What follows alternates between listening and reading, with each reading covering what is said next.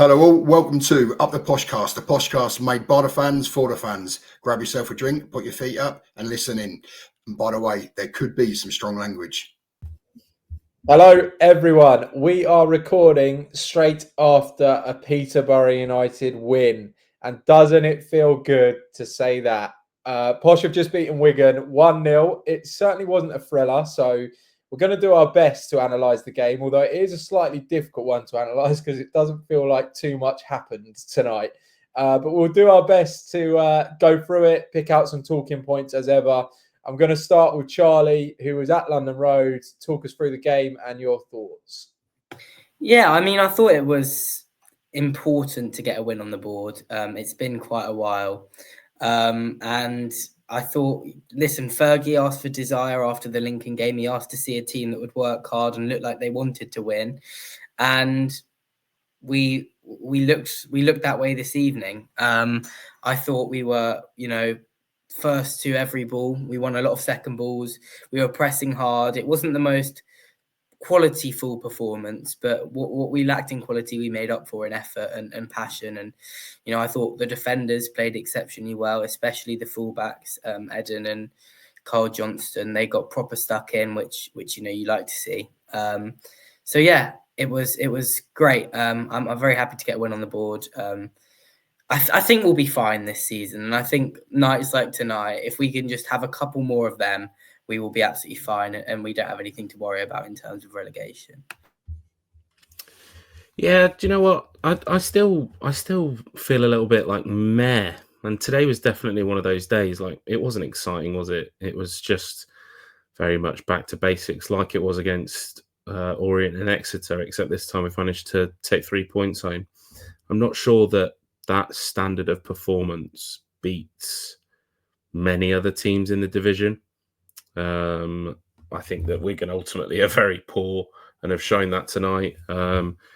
They weren't great when they beat us 3-0. They just sort of managed to just sort of do us over. We were really bad that night. And I think that tonight has sort of echoed that. So I don't want to get too ahead of myself. And I also don't want to be too negative tonight because, look, they've finally done what we've asked, and that's just to win a game and keep a clean sheet. And those two things have finally come together. So, I came on here on Saturday when we recorded last and lost my head. Well done to those that played today. You've finally shown a little bit of conviction in your performance. Yeah, I'm very happy with the win. I think most people will be. 3 points is huge in the position that we're in, and I completely agree with Ash that the performance probably wasn't as thrilling or enthralling as we'd hoped it'd be. But it's still a performance nonetheless that has managed to get us 3 points, which is the big thing. And it's 3 points that we desperately need, especially looking to Sunday, which we'll go over later on. But it's a massive game at the bottom of the table. And a win today gives us momentum going forward. Bearing in mind I don't think we've won an away game since September or August.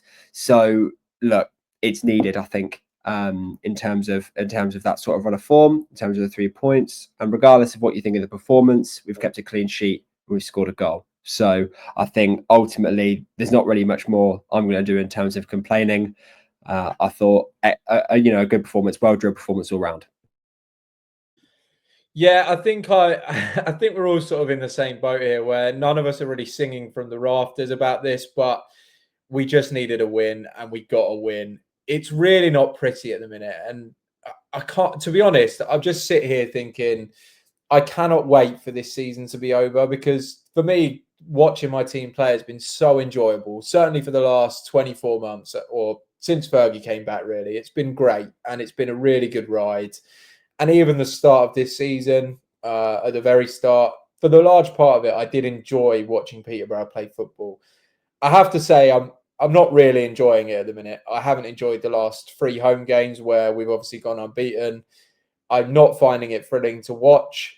However, we are picking up enough points that if we keep going at this rate, I think we will be fine. Look, we've got 5 points from our last 3 home games, and if you do that till the end of the season, we'll be okay.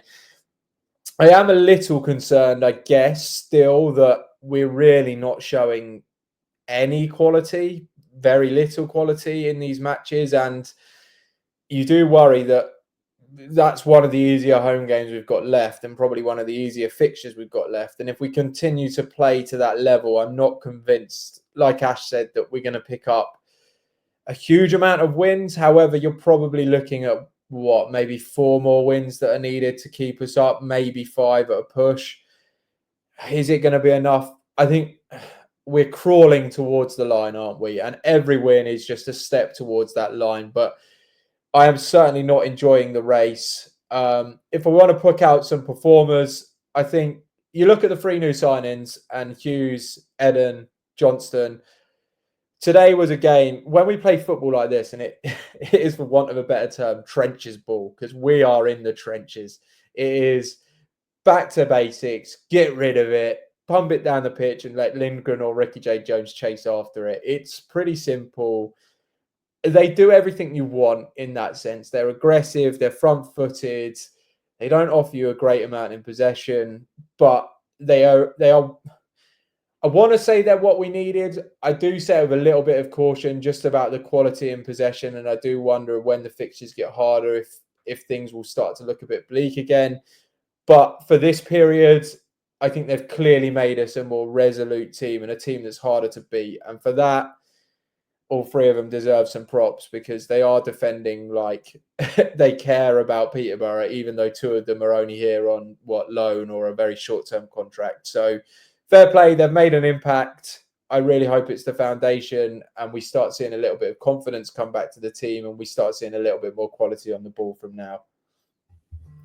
Do you know what? Yeah, John, I do agree completely. And that was the one thing that I looked at when I looked at the table after the game today. And we're on 30 points now, and sort of the mood switch. It does feel really different being on 30 points. We've discussed, haven't we, between us all, what do we think is a safe number? I'd love to get to 50. I think 50 is just sort of guarantees safety, doesn't it?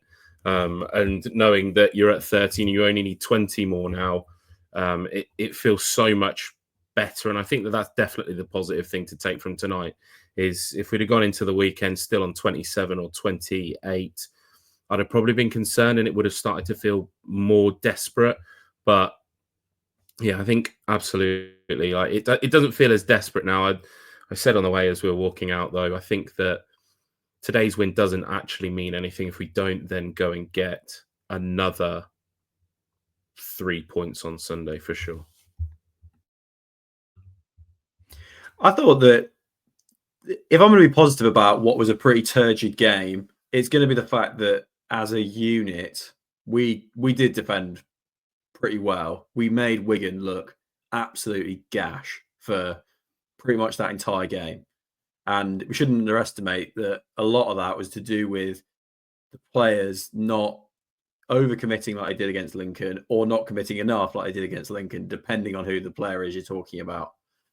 I was grateful to see a bit of calmness on the whole. I think there was clearly many, many things to work on, and yet it feels like something to build on rather than a absolute write-off like Lincoln was. And it's going to be, obviously, because we've won, but it was still a pretty difficult watch, just like every other game, or almost every other game this season has been since Poku was injured. And I think they should still get their heads up about it. And who knows, with a win like that under your belt, which was a trenches one, then hopefully we can have one that's a bit more, as Ash says, a bit nicer on Sunday. Yeah, and I completely agree with you, Harry. I think, if we're going to take any positive from this sort of stretch of games, is that we've still got to play Crawley, we've still got to play Shrewsbury, we've still got to play Northampton, we've still got to play Cambridge, we play Bristol on Sunday. So we play everybody below us at least once, which is good. Obviously, we're not playing Burton again. The less spoken about Burton, the better. But we've still got to play a lot of the big sort of relegation contenders. We've still got to go to Rotherham, things like that. So I'm not too down and out. I think as sort of John's been saying, we're slowly crawling towards that line. Same with Ashley, 50 points being the mark is always good because it does guarantee safety. I think in terms of the attack, which is sort of where I want to lead off of, losing your best attacking player is never very good. and there seems to be a lack of attacking fluidity that we have lacked since he got injured, since Poku got injured. So if we can build if we can play trenches ball, as we've labelled it, if we can play trenches ball until he comes back and we get this attacking outlet back, and hopefully he can pick up his form where he left off. It might take him a few games, but this attack and the attacking fluidity that we had will come back. I've got no doubt about that. You know, you saw when he left, it was like a massive gaping hole, and we thought Keane Hayes would probably fix it, but I don't think he has done. I think he has been, you know, sort of very good in instances, but no Kwame Poku. So to get him back, and it's not, I don't think it's overly long now. He must have been out since late November. Darren Ferguson said 3 months, I think. So end of February, early March, hopefully we might hear something about him. But that gives us a good, you know, month and a half with him, 2 months with him, 3 months even probably to sort of get this attack back, you know, rolling. Because with him, we beat Cambridge earlier in the season 6-1. We beat Blackpool 5-1. And that was with him sort of being as good as he is. So if we can build a baseline of this sort of defence, then I'm going to be really, really happy with our performances, hopefully towards the end of the season, and getting over the line is something that I'm really looking forward to. Hopefully we can get that done. Yeah, I think that's a good point, Max. I think we will return to being quality up front, but actually it's the defence that I think deserve the plaudits after today and after the recent weeks, excluding the Lincoln game as well. Sam Hughes was obviously entrusted with the captaincy today, and I thought it was an outstanding performance from him. I don't remember him losing a header. I think he mopped up very well, and especially because he was paired with George Nevitt as well. He was having to do quite a lot of cover work for Nevitt, who went walkies a couple of times, and he did it very well. He marshalled the back line, I think is the best way to say it, with the armband. It looked like a partnership that worked, the Hughes and Nevitt one. Obviously, you've got the nice balance with obviously right footer and left footer, but you've also got the nice balance in terms of a bit like sort of Josh Knight and Ronnie, in terms of one was a little bit more cultured and then the other a bit more sort of hard hitting and tackling. Obviously, I'm not saying that they're anywhere near that level, but it's a similar sort of partnership. I was really impressed with them as a centre-back partnership, and I think it's one that I'd like to see tried out in the future. Yeah, what I found interesting was it was a little bit more direct on the whole, but also Hughes did still try and pass pretty regularly. It actually didn't always work, right? Like he tried to spray it out to Johnston a couple of times, and either hospital passed him or it just wasn't the right progressive ball. That being said, very little of that went into my judgment of his performance, because I think the expectations with him are that he is here to stop the goals going in primarily. And if he can do that, I think we can all forgive him the odd mistake, because he's not been brought in to be a ball-playing defender. Nevitt has, but Nevitt is young, and Nevitt will make mistakes, unfortunately, like the one he did in the first half where he passed it directly to their players in our third, in the middle of the pitch. And thank goodness Wigan was so poor tonight that they couldn't capitalise on it. I'm in support of them as a partnership. Equally, I think there's still a route back for Manny into the starting lineup at some point, because if there is a rock in Hughes defensively, there is then that space for someone who is a bit more of a ball-playing defender. And you know what? Manny actually, bizarrely, he is that when he's at his best. So they're both still young. Nevitt and Manny are both still young. Hughes is a good person to be alongside them. And yeah, just echoing what you said there, Charlie, on them. Another one to vouch for Sam Hughes' display, I thought, for a guy wearing the captain's armband already. It's a bit embarrassing for Hector Cipriani for that to happen, I think, or for the entire squad, really, for a lone player to get it within, 3 weeks of being here. It's a pretty sad indictment of what's come before him, but I thought he guided Nevitt through the game really well, and I thought Nevitt looked a better player for it too. Nevitt had struggled away at Wigan, really struggled. 2 of the goals were probably on Nevitt. Got through it really comfortably, and we should give them credit. You know, they limited Wigan, as bad as Wigan were, to having no shots on target. We haven't done that all season. Fair play. That they did everything. If the team doesn't have a shot on target, we're never going to lose a game. So well done for that. But I do think we need to talk about the attack, which Chaz, I remember you bringing up on a former podcast that you blame the attack almost as much as the defense for this season, or something along those lines. I do think their form collectively has dropped off. I think part of that is clearly because of the system change, and it's very, very difficult for them to sort of thrive in the way that we're playing now. Certainly like they were at the start of the season, because they're just not getting ball at feet anywhere near as much as they were. However, I think it's probably time for a discussion around Con Clark in particular, because he's now had his run of games, and I'm yet to really see that much from him, if I'm honest. I thought tonight, we talk about flashes. Tonight, I didn't really even see flashes. I don't know if that's a little bit harsh. I thought he was okay. He had that one long range shot towards the end, which was quite impressive. But other than that, I don't know that he did a huge amount. And I am wanting to see a little bit more from someone that he feels like he could be quite a talismanic presence. I don't know. It just, the way he carries himself, the way he looks, sometimes we see streaks of real ability in him, but it feels like I'm waiting for him to step up, and he's not necessarily doing it. I'm keen to hear how other people thought of Con Clark's display. So, Charlie, did you want to offer your thoughts on his performance? Yeah, I didn't think it was very good. I think in the dopamine of actually having a win, I gave him a 7 in the post-match ratings. I'd probably adjust that now, maybe down to a 6. I mean, I don't think there was many things he did that impacted the team negatively. I mean, there was one time where he had the ball in the corner and then just absolutely sprayed it back to the halfway line to Archie Collins and put us under the cosh a bit, which was a bit nerve-wracking. I think his set-piece delivery was a bit disappointing all game. Corners and that free kick that he had in a very good position in the first half. I mean, he's shown flashes throughout his entire Posh career. He's shown flashes. There was one time where he sort of picked up the ball on the half turn and it looked like he was maybe going to lay it off, and he absolutely swung it at the top left and forced Sam Tickle into quite a good save. That was a good moment in the game. But I just don't... I might be wrong, but when I watch him play, he just doesn't quite look fully fit yet. He doesn't look like he is ready to go. He doesn't look like he could uphold just running all game. And when you look at a player like what we had in that position for, which was Joel Randall, who is very much a running 10, a number 10 who could run for pretty much an entire game, Chris Con Clark is not that kind of player. I know we've signed him to sort of be more of a maverick, sort of a Lee Tomlin type, I think is what Fergie said in his interview. But I still think that we need to see more from him.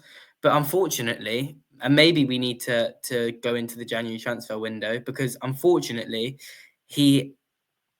we don't have any other options in that position. Fergie spoke today about how Ryan de Havilland, he thought was a disappointing performance on Saturday, and that he doesn't like having Ryan de Havilland in the 10. He likes someone a bit closer to the striker. So I actually don't know what we do at this point. Chris Con Clark, he doesn't look fit, but who else can play there? It's a bit, we're quite unfortunately devoid of options up front. Yeah, and I completely agree with that. I'm literally about to just speak about probably Joel Randall before you jumped in there. We did have that sort of experience, number 10. We desperately need to go into the January transfer window while it's still open. And look, I think Fergie did say that we were looking for an attacker. I don't know if we're going to get one in, but I think he has mentioned we are looking at some.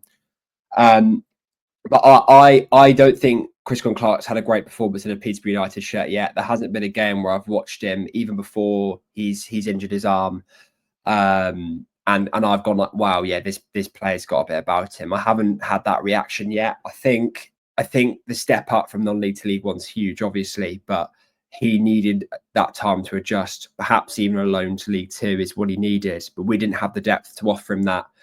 And I do feel really bad for him. Same with a lot of the players that have played there this season that George Nevitt probably could have done with a loan to League Two.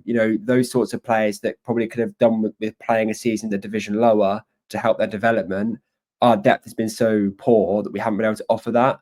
And that's a big thing that Con Clark, I think, is struggling. Whereas, before we could play Joel Randall and he'd play the vast majority of the game and Chris Con Clark could come on and get his 10 minutes. Or we could even play De Havilland for 10 minutes, for example, to sort of, to get the game over and done with if Randall was tired. Now we're relying on a player who spent his whole career in non-league to perform at a League One level and to get an attack flowing. It's just never going to happen. So we need an experienced number 10. I think our wingers are fine. Our strikers fine. The two centre mids behind them are really, really good, especially with Susaho and Collins. Even, Kipriano is still a very good player, although he hasn't been playing to that standard yet. But that number 10 position is our weakness at the moment. And Chris Con Clark being there, unfortunately, is probably one of the weakest bits of the team at the moment. And that's not to say that he's not going to become a good player. And I'm not trying to sound harsh, because he's come from non-league to League One and is expected to perform, and that's probably never going to happen. But we just need that sort of number 10 that's going to tick our attack over and set us on the go and use that pace on the counter. And that's not something that Chris Con Clark has done successfully yet at his time at the club. I don't want to overdo it on Chris Con Clark. I still have high hopes for him, and I think he needs to be a bit more expressive. He needs to get the ball passed forward quicker and see where he's going to be passing before he receives it. I think he plays at the minute as though he hasn't slowed down the game in his mind enough yet at this level to be able to make the decisions that he needs to at the pace he needs to. So he ends up over dribbling it on occasions. Anyway, I'll leave it on Chris Con Clark. Both of you already mentioned him. I'd say with Lindgren, who I want to bring up, funnily enough, despite being bottled up today, I didn't go tonight. I watched on the Sky Sports app, and I was able to see him in shot for quite a lot of it. His positioning is great. Like, he is disciplined, and I think that particularly told when he managed to intercept them once again, having done it at Lincoln, intercept one of their balls in their own third. Unfortunately, he passed it too quickly and it got intercepted right back. But the intelligence is there with him. And what we haven't got is any line-breaking runs from him yet. Maybe he doesn't think he's got that in him yet. Like, he doesn't want to try and risk that. And maybe he's trying to essentially play with his body facing towards us rather than towards goal so that he can receive it and pass on. But in a game in which I don't think he had a shot, I'm still feeling good on Lindgren personally. Yeah, I think you're right. And sort of when obviously you probably won't get the feel when you're not in the ground, but it does always feel like the option's there, especially sort of from the left-hand side, the channel is open. So I think that obviously he's still progressing. He's still working on his game. He's still understanding his teammates. We know from the start of the season that this isn't something that just happens overnight. Like you say, it is disappointing that he's not getting the chances, but I think that sort of summed up today's performance as a whole anyway, is that we didn't create a lot, Wigan didn't create a lot, and it was just very much in the middle of the pitch game. I think that when we get back to hopefully our best flowing attacking football, that Lindgren will hopefully put the ball in the back of the net when he's got the chances, because he does look like somebody that knows where the back of the net is from what we've seen, especially in that Walsall game. He did that well. So yeah, I don't think there's anything to be disappointed as such, just because that's just the way that we're playing football at the moment. I think I largely agree with you on Lindgren. For me, we're seeing a lot of his off the ball work more than his on the ball work at the minute. I would have loved to have seen Lindgren in last season's team, actually, where we were creating all those chances per game, and just to see how he got on, because he does look lively in the box. His movement is sharp. His pressing is very good. I enjoy watching him. He certainly runs around and he gets the hurly-burly of English football. But I think it's very difficult. I almost feel like we could have Erling Haaland up front at the minute, and even he would struggle with the amount of service that they get. And it's very much a thankless task for that striker at the minute. It's running around, chasing long balls. It's pressing defenders. You're almost becoming that 11th defender on the team, I think. And And certainly there's a lot of focus being put on the defensive side of the game rather than the attacking side of the game. I think what I'd like to talk about as well is Odo. I think it's important that we mention him. Given a chance again tonight, not sure again that he grasped it with both hands. If I'm being honest with you, I thought towards the end, at the last sort of 10 minutes, it was his best spell of the match, where he set up that chance for Ricky, which Ricky should have done better with. He laid off a decent pass towards Con Clark, where Con Clark had the long shot. Other than that, I thought it was another Odo performance. Didn't really think too much to it. And for me, there remains a debate for me about whether you play Mothersill, who I think is inconsistent but does have flashes of brilliance and does score. And I only see one answer to that really, is that Mothersill probably should come back in. I'm sure we're going to talk about Bristol a little bit too. But yeah, I just didn't think much to Odo. I'm waiting to see Odo grab that shirt, to run at a man, to just do something that's eye-catching. Because he did have the capabilities. He showed it when he set up that chance for Ricky. But you want to see him do that consistently, and it's almost like he plays in second gear all the time. And I don't know whether it's a confidence issue or a quality issue at this point. But if he doesn't start stepping up, I just don't really see what he's offering this team.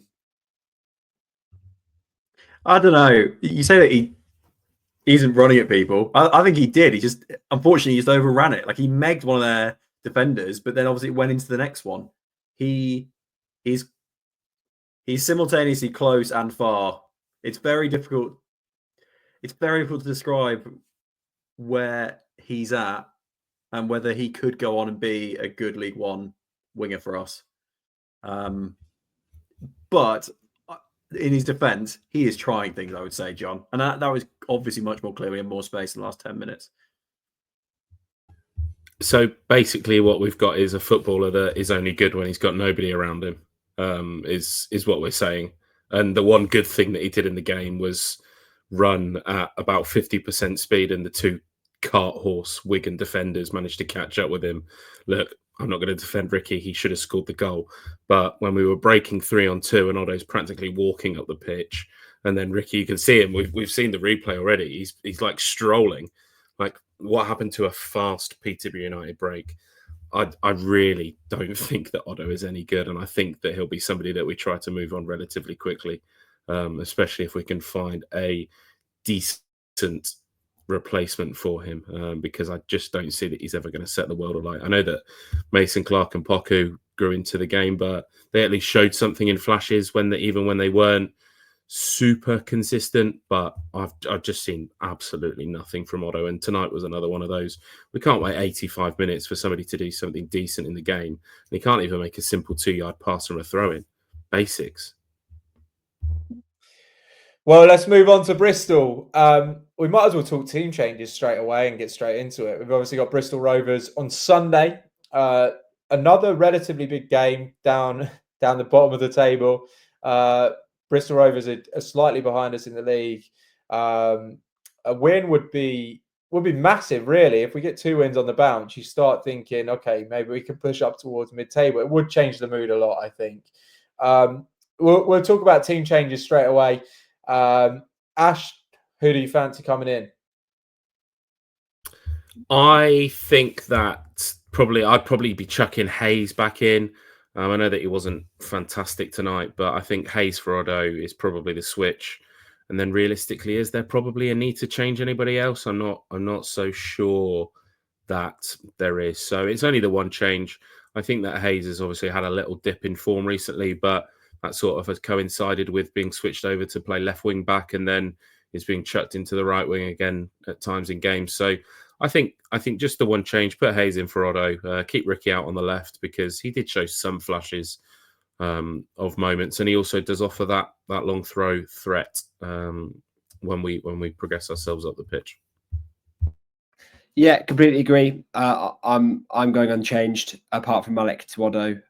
So only the one change for me, but the rest of the 11 stays. Well, the rest of the 10 of the players stay as it is. I think if we objectively look at it, we have to have one of, if not the worst away form in the league. It's got to be like so close. I don't know if a stat checker can pull me up on that, but it's got to be really close. We haven't won since August, as I said earlier on. But the feeling for me is if we can win away at Bristol, which is going to be a huge game for us because both teams, Bristol and Peterborough at the moment, are quite, really poor. So if we're looking at an away performance and away win, we're not going to get another opportunity like this for a while to secure 3 points. It almost feels like a factory reset for me. If we can win at Bristol Rovers, we've won at home here, we've got 2 wins, it sort of builds that momentum. Obviously, we've got to go there and win. This is not going to be an easy game by any stretch of the imagination. But look, we've got to get on with it. We've got to go there and we've got to do, some sort of, we've got to perform. We've got to do what we've done today. It might be trenches ball. It might be poor. It might be really difficult, but we need to go. We need to go there. We need to put on a display like that, solid, well drilled, and hopefully we can get 3 points. And to me, that almost feels like we're going to get this done and we're going to be all right sort of game, rather than coming back on next week and going back to complaining again because we've bottled another massive opportunity to get 3 points. Just quickly, I was at Bristol Rovers last year, as some of us were. It's when me and Ashley met. And Malik Motherseal had one of his best games in a Posh top on that left wing. And he set up, if I remember rightly, Joel Randall for a goal. I personally think he should come back in. Like, Odo didn't do enough today. No disrespect to him. Motherseal hasn't been in great form, but to go back to a ground that he did well at, I think it's worth giving another shot. Yeah, I mean, to be honest, I don't think it really matters who we play. As long as they're actually a footballer, I think they'll be good enough to beat Bristol Rovers because they are awful. I mean, Bristol Rovers, I still stand by that they're the worst team we've seen at London Road this season. We played atrociously with like some weird 3-5-2. That was when Fergie lost his mind earlier in the season. And we were 3-0 up and cruising, and they had a little bit of a comeback, but they were abysmal. They've been abysmal ever since. I actually had a little scroll through Bristol Rovers Twitter this evening after their 2-0 loss to Charlton, and I can tell you that if we think Posh Twitter is toxic, go over there. Their new Spanish young manager is realizing very quickly that he's not Rayo Vallecano or something like that. He is very firmly in the trenches. I do genuinely believe with my whole heart that Bristol Rovers will go down this season, and I think that all we have to do is go in and put in a baseline average performance and we'll beat them. It's really not a difficult game. I think it's one of those that it will be some serious head loss from me if we lose, and I know this is getting massively clipped up. If we do lose, it's going to be Wrexham all over again. But listen, I'm happy to go out there and say that this is probably our easiest away game of the season. Yeah, do you know what? Crazy that you mentioned Wrexham. It would be rude not to discuss them after their embarrassment of losing and dropping 6 points to Stevenage across this season, wouldn't it? Probably, you say that Bristol Rovers are bad. Stevenage aren't much better, and they've managed to get sod all from them all season. So, yeah, what a disappointing evening for Wrexham for them to have lost that fantastic record that they have at home. I mean, lads, can I just say we're 18th. We got a point off Burton Albion all season as well, Ash. So I mean, I like the confidence. I really do admire it, but I need to remind you, we're also not very good this season. Please, just remember that. We're not great this year.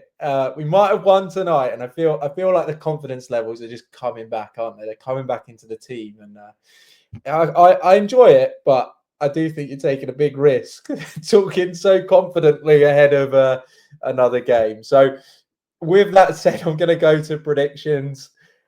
Ashley, I think you might be predicting a win here. What are we saying? Yeah, I am going to predict a win.